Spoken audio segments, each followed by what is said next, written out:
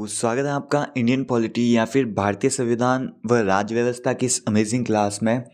ये भारतीय संविधान की जो पिछली क्लास हुई थी उसमें हमने सबसे पहले सिलेबस डिस्कशन किया था। उसके बाद हमने संविधान के बारे में कुछ बातें देखी। उसके बाद हमने संविधान की जो मांग रखी गई उसके बारे में हमने देखा कि किसने कौन कौन सी मांग रखी और कब कब संविधान की मांग भारत में उठी। उसके बाद हमने लास्टली देखा था कैबिनेट मिशन के बारे में, जिसके द्वारा संविधान सभा का चुनाव हुआ। और कैबिनेट मिशन में हम उन कैबिनेट मिशन की जो सिफारिशें थी 5 सिफारिशें उनके बारे में देखा था, जिसमें कि हमने देखा था कि कुल कैबिनेट संविधान सभा में कुल 399 सदस्य सीटों पर चुनाव हुए थे, जिनमें से देशी रियासतों में से 93 सदस्य तो मनोनीत हुए, 4 चीफ कमिश्नरी क्षेत्रों से सदस्य आए और 292 सदस्य ब्रिटिश प्रांत, जो 11 प्रांत थे ब्रिटिश प्रांत, उनमें से आए। आज की इस क्लास में हम उस चुनाव के रिजल्ट देखने वाले हैं कि कौन कौन सी पार्टी को कितने कितने सीट मिली। तो जुलाई से लगाकर अगस्त 1946 में संविधान सभा के चुनाव हुए कुल 296 सीटों पर, क्योंकि जो देशी रियासतों की 92 सीटें थी उनमें से तो सभी सदस्य मनोनीत होकर आ रहे थे, तो उनमें चुनाव करने की आवश्यकता तो थी नहीं। कुल 296 सीटों पर चुनाव हुए, जिनमें से 4 तो चीफ कमिश्नरी क्षेत्रों से आई और बाकी बची हुई 292 सीटें वो ब्रिटिश 11 जो ब्रिटिश प्रांत थे वहाँ से आई थी। कुल राजनीतिक दल 9 राजनीतिक दलों ने इसमें पार्टिसिपेट किया, जिनमें रिजल्ट में हम देखते हैं कांग्रेस को 208 सीटें मिली, मुस्लिम लीग को 73 सीटें मिली, निर्दलीय 8 जने जिनको सीटें मिली और अदर्स कुल मिला के 7 सीटें थी। तो रिजल्ट के दिन क्या हुआ, तो सबसे ज़्यादा सीटें कांग्रेस को मिली, इसलिए मुस्लिम लीग को ये लग गया था कि हमारी बहुमत संविधान सभा में नहीं रहेगी, संविधान सभा कांग्रेस की बहुमत है। तो इसमें रिजल्ट में हमने कांग्रेस की सीटें देखी, मुस्लिम लीग की सीटें देखी। उसके बाद हम धार्मिक आधार पर सीटों का बंटवारा करें तो हिंदू की टोटल कुल मिलाकर हिंदू की सीटें 163 थी, मुस्लिमों की सीटें 78 सीटें थी, एससी जो शेड्यूल कास्ट हैं उनकी 33 सीटें थी और जो एंग्लो इंडियन थे उनकी 3 सीटें थी, सिखों की 4 सीटें थी। आपको टोटल हिंदू और मुस्लिम और शेड्यूल कास्ट और एंग्लो इंडियन की याद रखनी है। उसके बाद कुछ फैक्ट्स ये हैं कि महात्मा गांधी व मोहम्मद अली जिन्ना ने चुनाव में भाग नहीं लिया था और जयप्रकाश नारायण और तेज बहादुर संप्रभु ने इस संविधान सभा से त्यागपत्र दे दिया था। उसके बाद संविधान बनाने में महत्वपूर्ण योगदान जिनका रहा डॉक्टर भीमराव अंबेडकर, उनके बारे में हम देखते हैं। इन्होंने बॉम्बे से चुनाव लड़ा, परंतु शेड्यूल कास्ट के होने के कारण या फिर निम्न जाति के होने के कारण ये बॉम्बे से चुनाव हार गए। उसके बाद इन्होंने बंगाल के जयसूर कुलाना नगर से चुनाव जीते, परंतु क्या हुआ, तो जब पार्टीशन हो गया था, बंटवारा हो गया था भारत पाकिस्तान का, तब ये बंगाल का जो क्षेत्र था वो पाकिस्तान में चला गया, या फिर जिसे हम वर्तमान में बांग्लादेश कहते हैं, उसमें चला गया था। तो डॉक्टर भीमराव अंबेडकर के लिए जो BN राव थे उन्होंने जवाहरलाल नेहरू को कहा कि भीमराव अंबेडकर के लिए सीट चाहिए, तो उन्होंने बॉम्बे प्रांत के प्राइम मिनिस्टर जो BG खरे थे उनको पत्र लिखा और उन्होंने BG खरे ने MR जयशंकर से पुणे की सीट खाली करवाई और वहाँ से BR अम्बेडकर संविधान सभा में एंट्री ली। तो ये हमने देखा है। उसके बाद हम नेक्स्ट देखते हैं, जब कांग्रेस की जब संविधान सभा में कांग्रेस की बहुमत थी, मतलब कांग्रेस ने 208 सीटें प्राप्त की थी संविधान सभा में, तब मुस्लिम लीग को ये लग गया था कि कांग्रेस पावरफुल हो गई हैं तो हमारी बात संविधान सभा में कोई नहीं सुनेगा। तो इस कारण मुस्लिम लीग ने संविधान सभा का बहिष्कार किया और 16 अगस्त 1946 में प्रत्यक्ष कार्रवाई दिवस मनाया। इसमें क्या हुआ, तो इसमें मोहम्मद लीग ने संविधान सभा का बहिष्कार किया और प्रत्यक्ष कार्रवाई दिवस मनाया, जिसका नेतृत्व करता थे हसन सुहरावर्दी और मौलाना अबुल कलाम आज़ाद ने इस दिवस या फिर इस प्रत्यक्ष कार्रवाई दिवस को काला दिवस के रूप में संबोधित किया या फिर इसे काला दिवस कहा। उसके बाद अंतरिम सरकार का गठन हुआ। जैसे कि मुस्लिम लीग ने तो संविधान सभा में पार्ट लेने से मना कर दिया, तो हमने अंतरिम सरकार का गठन करना स्टार्ट कर दिया कि भाई आप अलग रहते हो तो रहो, हम तो सरकार बनाएंगे। तो अब संविधान बनाने के लिए संविधान सभा का गठन तो हो चुका है, परंतु जब तक संविधान नहीं बनता तब तक के लिए भारत में सरकार भारत की सरकार या फिर भारत की शासन व्यवस्था चलाने के लिए अंतरिम सरकार का गठन करना आवश्यक हो गया था। तो इस कारण अंतरिम सरकार का गठन हुआ। गठन कब हुआ? तो 24 अगस्त 1946 को इसका गठन हुआ। इसमें 12 सदस्यों ने इसमें 12 सदस्य चुने गए, जिनकी शपथ 2 सितंबर 1946 को दिलाई गई। इसके बाद इसका पुनर्गठन हुआ 26 अक्टूबर 1946 में। ये क्यों हुआ?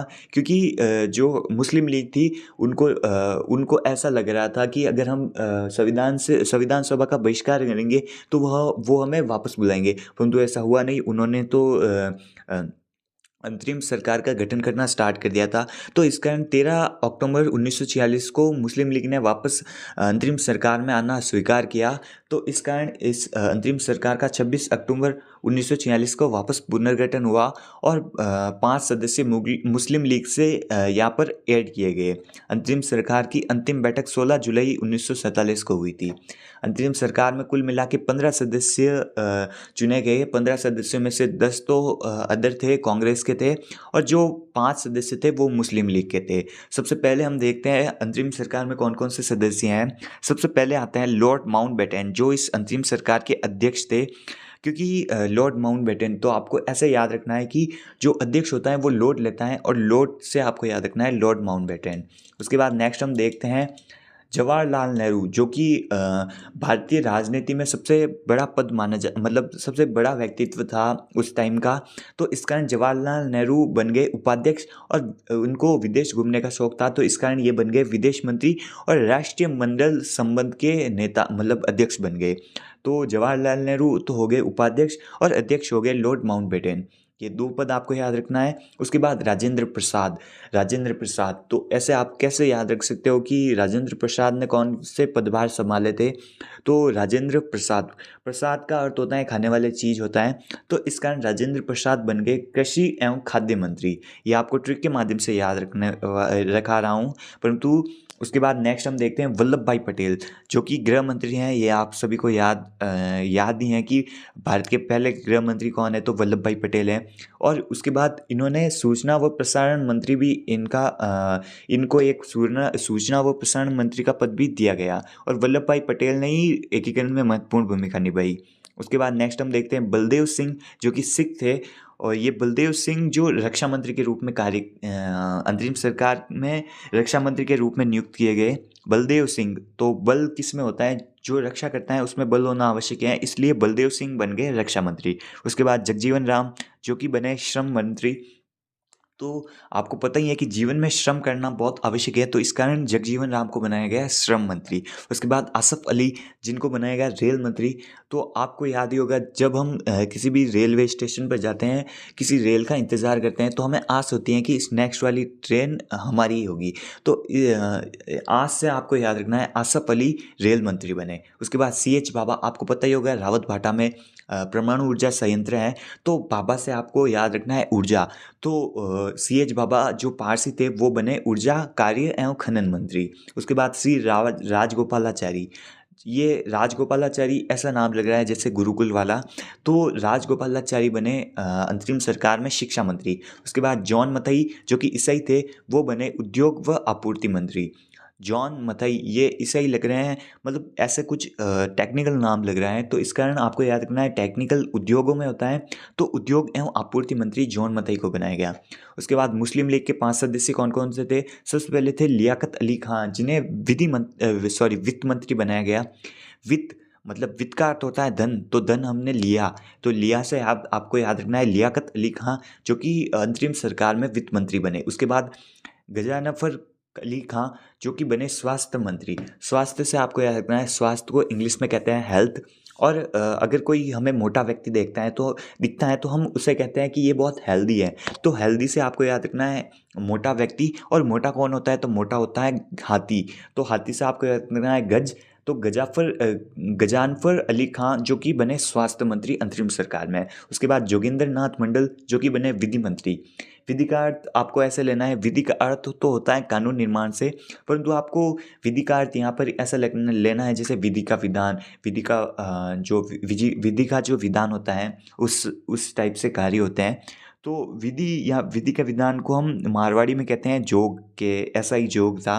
तो इससे आपको याद रखना है जोगिंदर नाथ मंडल जो कि विधि मंत्री बने अंतरिम सरकार में। उसके बाद अब्दुल रब निस्तार जो कि संचार मंत्री बने, जो कि अब्दुल जो मुस्लिम नाम है और रब जो उसके जो इबादत करते हैं उसे हम रब कहते हैं। तो अब्दुल का रब से सीधा कांटेक्ट है, तो कांटेक्ट हम किसके माध्यम से करते हैं, तो वो हम संचार के माध्यम से करते हैं। तो अब्दुल रब निस्तार जो कि बने संचार मंत्री।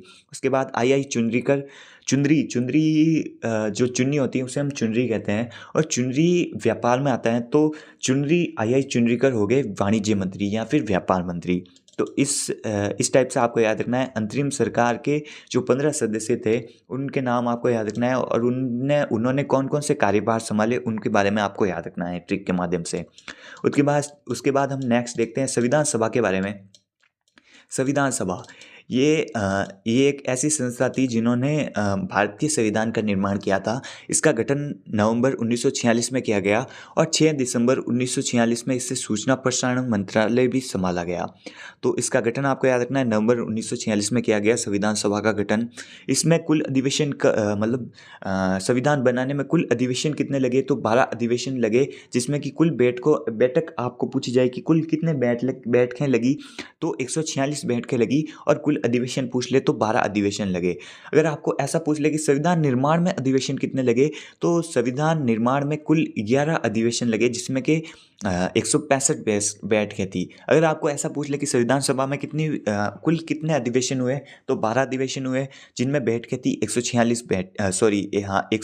बैठकें। और अगर आपको पूछ ले कि संविधान निर्माण में कितने अधिवेशन लगे, तो संविधान निर्माण में 11 अधिवेशन लगे, जिनमें कुल 165 बैठकें लगी। अब ये अधिवेशनों में से 4 अधिवेशन ऐसे थे जो आज़ादी से पहले हो चुके थे। तो अगर आपको ऐसा पूछ ले कि आज़ादी से पूर्व संविधान सभा के कितने अधिवेशन हो चुके थे, तो 4 अधिवेशन आज़ादी से पहले हो चुके थे।